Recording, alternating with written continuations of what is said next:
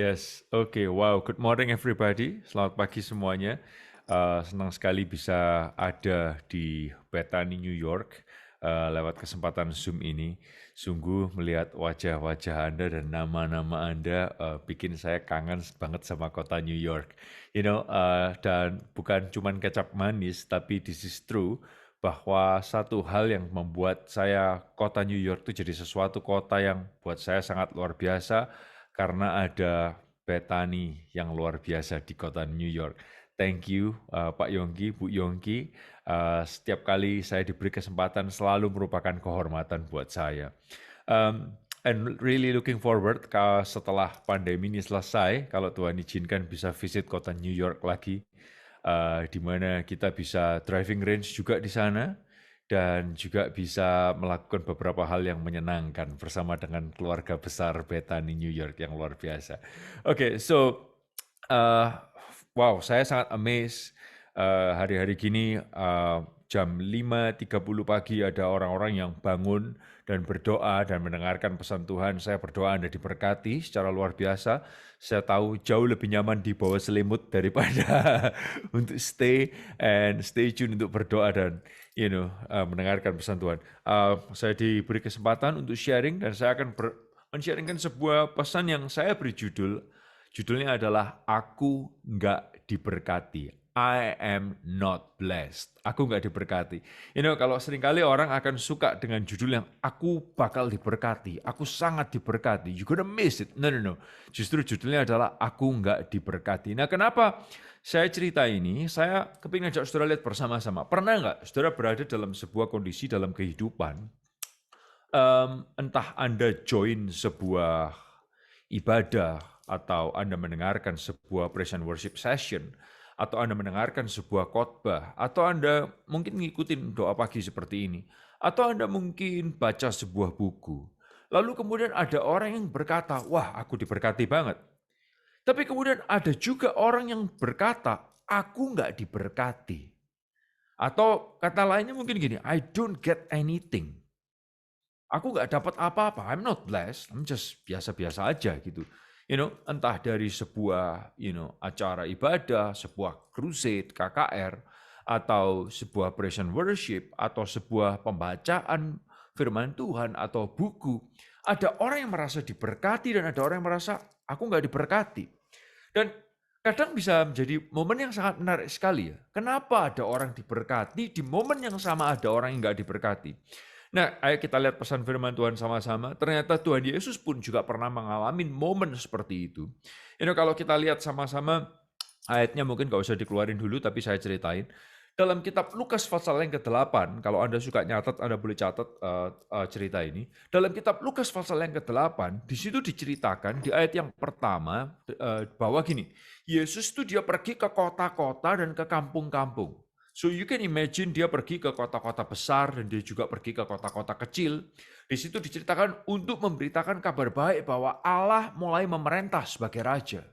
12 pengikutnya ikut bersama dengan dia. So Anda bayangkan Yesus ini habis bikin crusade, ya, habis bikin KKR di kota besar, di kota kecil, saya nggak ngerti. Mungkin dia pergi dari New York ke Baltimore, mungkin dia keliling ke Connecticut dan kemudian naik ke Toronto atau ke small cities yang lain sebagainya.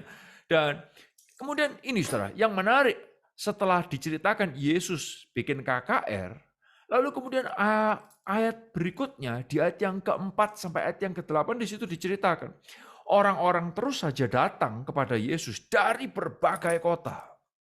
Dan pada waktu sudah banyak orang berkumpul, Yesus menceritakan kepada mereka perumpamaan berikut ini. Nah, ayat 5 ini akan saya lihat ajak saudara lihat bersama-sama. So Anda bisa bayangkan Yesus sudah keliling kota besar, kota kecil. Dia lihat banyak orang mendengarkan khotbah dia. Lalu kemudian Yesus cerita ini, saudara, ayat 5 ini. Dia menceritakan perumpamaan ini. Seorang petani pergi menabur benih. Ketika ia sedang menabur, ada benih yang jatuh di jalan. Sebagian diinjak orang, dan yang lainnya dimakan burung. Ada juga yang jatuh di tempat berbatu-batu. Pada waktu tunas-tunasnya keluar, tanaman itu layu sebab tanahnya kering. Ada pula benih yang jatuh di tengah semak berduri. Semak berduri itu tumbuh bersama benih itu dan menghimpitnya sehingga mati. Tetapi ada pula benih yang jatuh di tanah yang subur, lalu tumbuh dan menghasilkan buah 100 kali lipat. Sesudah menceritakan perumpamaan itu, Yesus berkata, kalau punya telinga, dengarkan. Wow, waktu saya membaca cerita ini, eh, saya cuma memikirkan, dia habis keliling khotbah di kota besar, kota kecil, dapatkah saudara bayangkan? Probably kalau yang Yesus lihat, saya nggak tahu, Anda pernah berada di stage, di panggung gereja saudara nggak? Kalau Anda duduk di bangku jemaat, yang Anda lihat adalah WL dan singers dan musisi dan juga pengkhotbah. Tapi dapatkah Anda bayangkan, kalau Anda berdiri sebagai pengkhotbah di panggung gereja, yang Anda lihat itu adalah wajah banyak orang. So saya membayangkan Yesus ngelihat banyak orang dari satu KKR ke KKR berikutnya, ke KKR berikutnya lagi, mungkin 12 timnya itu sudah kayak koordinator, satu bagian sound system, satu bagian multimedia, satu bagian usher, satu bagian semuanya, dan dari satu KKR ke KKR berikutnya mereka mungkin loading pakai truk dari satu kota ke kota berikutnya. Dan Yesus lihat begitu banyak macam crowd, banyak macam jemaat. Mungkin di momen waktu Yesus khotbah, ada orang yang nangis diberkati, ada yang melompat-lompat bersorak-sorai, ada juga yang mungkin ketiduran. Ada yang berkata, wow, I'm blessed, aku diberkati. Yang lain lagi berkata, I don't get anything. Dapatkah saudara bayangkan? Dan kemudian dari semua yang Yesus lihat itu, dia menceritakan ini. Ini loh, seperti seorang petani pergi menabur benih. Ketika dia menabur, ada benih yang jatuh di jalan, ada benih yang jatuh di tanah yang berbatu, ada benih yang jatuh di tanah yang bersemak duri, ada benih yang jatuh di tanah yang subur. Nah, lalu kemudian Yesus menjelaskan, jadi ada 4 tipe benih ini ya, di jalanan, berbatu, berduri, subur. Nah, waktu saya mendengarkan cerita ini, saya berpikir gini, sebagian dari Anda mungkin Anda kenal saya, sebagian dari Anda mungkin Anda nggak kenal saya, tapi saya adalah tipikal orang yang saya suka saya suka istilahnya lakukan sebaik mungkin sebagai pelayan Tuhan. Kalau ada orang berkata, orang nggak diberkati dari pelayanan ini, yang saya salahkan seringkali adalah pelayannya, bukan pendengarnya. Bukan jemaatnya, saya selalu salahkan pelayannya.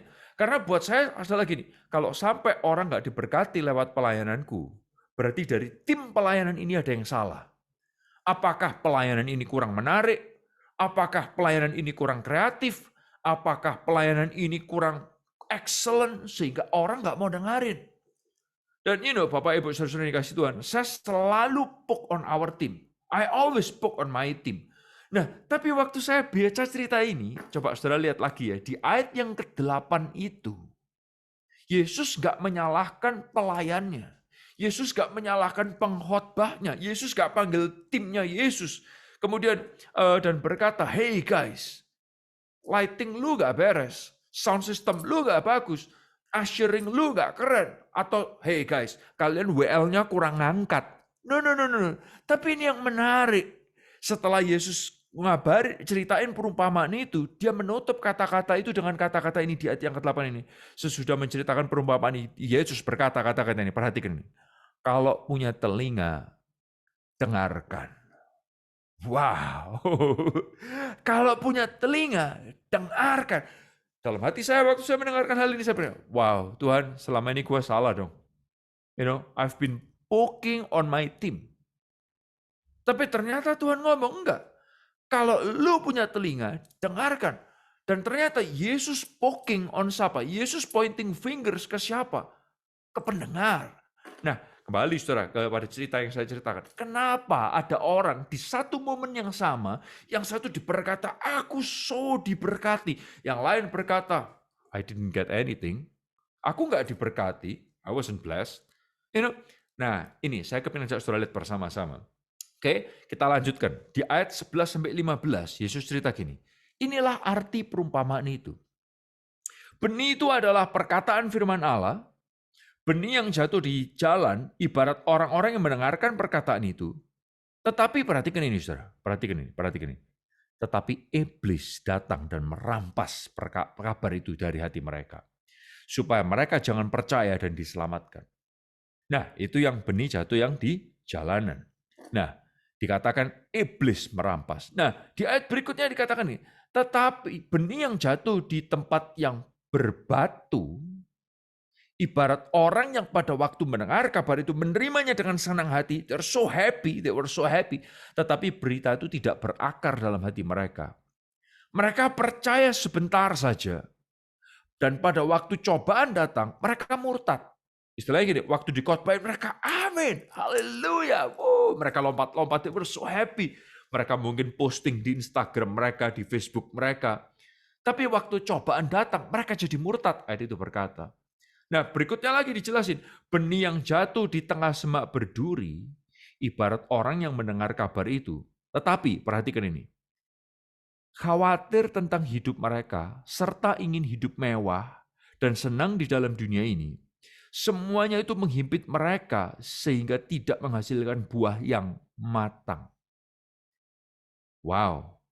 Jadi di tanah yang berduri itu menggambarkan gini, orang dengerin firman Tuhan, mereka pulang happy, mereka bawa firman itu, tapi karena keinginan hidup mewah, kekhawatiran mereka, sehingga benih itu nggak menghasilkan buah yang matang. Nah, lalu kemudian Yesus berkata lagi, benih yang jatuh di tanah yang subur, ibarat orang yang mendengarkan kabar baik itu, lalu menyimpannya di dalam hati yang baik dan jujur. Mereka bertahan sampai menghasilkan buah. Jadi penyebab benih itu apa, saudara? Yang pertama dikatakan ini, diceritakan benih yang jatuh di jalanan, itu iblis curi. Benih yang jatuh di tanah yang berbatuan, itu pencobaan membuat itu hilang. Benih yang jatuh di tanah yang berduri, itu karena terjadi karena gini, kita terima benih firman Tuhan itu, oh ini pulang shalom, shalom, haleluya, Tuhan berkati loh. Tapi karena kekhawatiran dan karena ingin hidup mewah, akhirnya benih firman Tuhan itu bisa boom, hilang. Wow, bukankah menakutkan banget, saudara ya? Nah, tapi yang jatuh di tanah yang subur itu seperti benih yang disimpan di tanah hati yang baik, yang jujur. Mereka bertahan sampai menghasilkan buah. Saudara, waktu saya mendengarkan cerita ini, saya pikir gini, Tuhan Yesus, kalau saya boleh ngobrol sama Yesus ya, saya akan tanya cerita ini. Kenapa yang disalahin adalah pendengarnya? Tanah itu tidak akan berubah posisinya kalau nggak dirubah oleh manusia. Betul nggak sih? Nah, lebih banyak berubah siapa? Penaburnya atau kondisi tanah? Coba saya mau tanya sama saudara. Yang gampang merubah posisi itu tanahnya atau penaburnya? Kalau menurut saya penaburnya loh, saudara. Waktu saya dengar cerita ini ada benih yang jatuh di jalanan.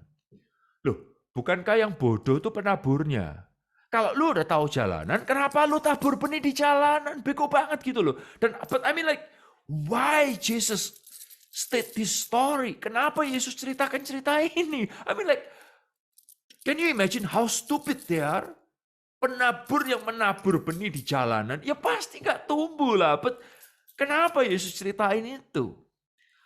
Tanah yang berbatuan, loh, batunya nggak minggir kalau nggak dimikirkan manusia. Tapi kalau penaburnya pinter, kenapa lu nabur di tanah yang berbatu? I mean like, batunya jelas-jelas obviously mereka ada di sana. Lagi yang berduri ada di sana. Kenapa lu nggak cuman pele nabur di tanah yang cuman subur aja? Sudah tahu kenapa? Karena Tuhan ingin ceritakan kepada kita semua bahwa meskipun hati kita keras seperti jalanan, meskipun hati saudara punya banyak batu, meskipun hati saudara banyak durinya, dengarkan, Tuhan tetap juga mau bicara kepada saudara dan saya. Meskipun tanah hati kita ini nggak subur, dia tetap mau bicara kepada saudara dan saya. Dia ngerti benih itu bisa akan hilang. Tapi Tuhan berkata, hei, hati kita nggak baik. Hati kita nggak baik dan nggak jujur seperti ayat ini katakan. Tapi izinkan firman Tuhan ini katakan kepada saudara, dia juga mau bicara kepada saudara. Nah, setelah kita tahu ya, ini ternyata penyebab benih hilang itu adalah iblis, pencobaan, kekhawatiran dan ingin hidup mewah dan kesenangan.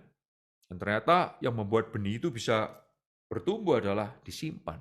Nah pertanyaannya adalah gini, oke Ezra, it's good, menarik sekali, saya punya waktu nggak banyak. Pertanyaannya adalah gini, bagaimana supaya setiap kali kita dengar firman Tuhan, benih itu bisa berakar, bertumbuh, dan berbuah lebat. Apa yang mesti kita lakukan? Supaya tiap kali gua diajak doa, gua diajak dengar firman Tuhan, gua diajak kebaktian. Aku bukan orang yang selalu berkata, aku nggak diberkati tuh, aku nggak diberkati tuh. Tapi aku bisa lebih banyak aku berkata, aku diberkati banget. Aku diberkati banget. Aku dapat banget. Apa yang mesti kita lakukan? Very simple. Ada 3 hal yang secara cepat saya ingin bagikan buat saudara. Yang pertama adalah gini.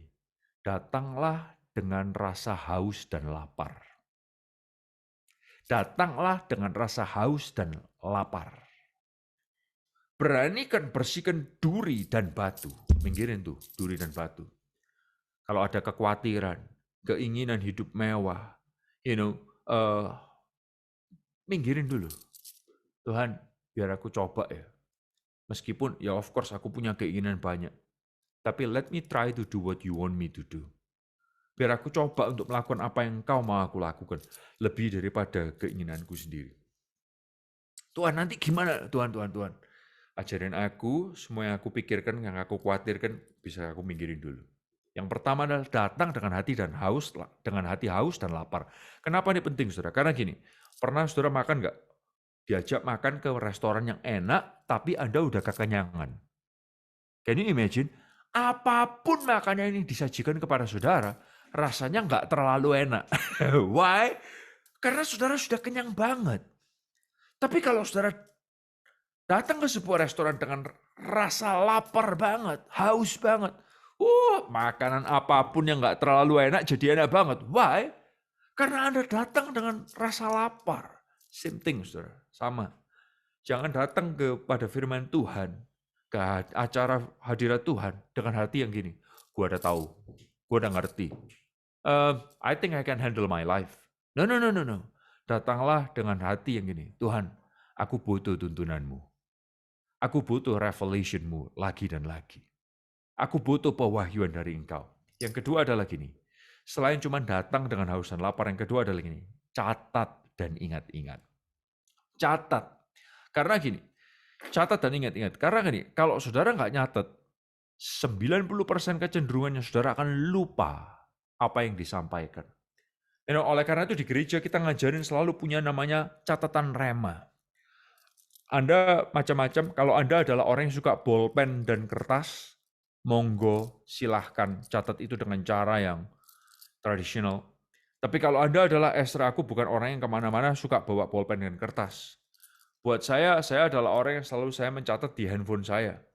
Saya punya catatan rema dari tahun demi tahun, demi tahun, demi tahun. Apapun yang saya dapat, saya coba saya catat di handphone saya, di note saya. Saya punya rema 2022, rema 2021. Why? Karena saya butuh mencatat. Saya gampang lupa. Nah yang ketiga adalah, yang terakhir adalah ini. Selain saudara datang dengan haus dan lapar, catat. Bukan cuma catat. Yang ketiga, ini yang merubah hidup saudara. Ini yang membuat benih itu bertumbuh dan berbuah lebat. Lakukan. Percuma Anda dengar kalau saudara nggak ngelakuin. Percuma Anda catat, tapi Anda nggak ngelakuin. The moment you do it, the moment saudara melakukannya, firman itu merubah hidup saudara. Dan saya tahu, saya ngerti banget, ngelakuin firman Tuhan itu dibutuhkan banyak effort. Yang pertama Anda nggak ngerti, Anda mencoba. Anda nggak ngerti, Anda mencoba. Dicoba, kadang kita bisa diketawain. Wah, sok-sokan banget lu. Diketawain di rumah, diketawain di kerjaan, diketawain sama orang. Wah, sekarang berubah ya. Bener gak sih? You know? Tapi kalau di tanah yang berduri, Anda diketawain, Anda gengsi, Anda khawatir, boom, Anda mundur. Tapi kalau di tanah yang subur, diketawain, diapain, you don't care. Anda terus mencoba. Habis mencoba, melakukan lagi dari 1 kali, 2 kali, 3 kali, 4 kali, Anda lakukan satu hal yang Tuhan titipkan kepada saudara, sampai akhirnya jadi gaya hidup yang berubah. Jadi gaya hidup yang berubah. Di momen itu, benih firman Tuhan itu bertumbuh, berbuah lebat. Orang yang lihat akan berkata, wow, lu beda ya. Why? Karena saudara datang dengan haus dan lapar. Saudara catat dan saudara lakukan. Saudara, dengan melakukan hal ini, saya berdoa, saudara semua bisa makin serupa dengan Kristus. Karena Anda nggak cuma dengar dengan rasa, aku tahu kok, wah gua ngerti, I know the story. Dan kemudian Anda nggak diberkati. Oleh karena itu orang berkata, aku nggak diberkati. Aku nggak diberkati. Why? Karena Anda nggak datang dengan rasa haus dan lapar. Saudara nggak catat, saudara nggak lakukan. Nggak salah, saudara nggak pernah diberkati. Tapi kalau saudara datang dengan haus dan lapar, Anda catat, Anda lakukan. Saudara akan lihat Tuhan bicara banyak dalam kehidupan saudara.